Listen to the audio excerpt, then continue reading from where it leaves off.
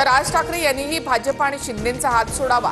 दोन भावांचे हात एकत्र आल्यावर कोणाची हात धरायची गरज पडणार नाही।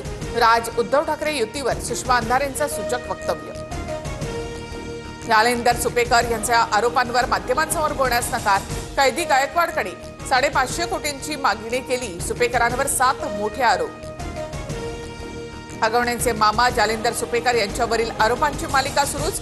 सुपेकर प्रत्येक पोलीस निरीक्षकाकडून पैसे घ्यायचे। गृहमंत्र्यांना या संदर्भात पत्र पाठवणार। अंजली दमानिया यांचा नवा आरोप।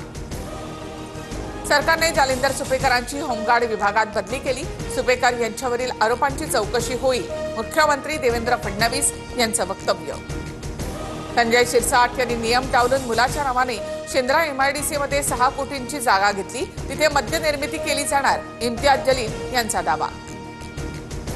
लाडक्या बहिणींसाठी पुन्हा सामाजिक न्याय विभागाचा 410 कोटींचा निधी वळवला।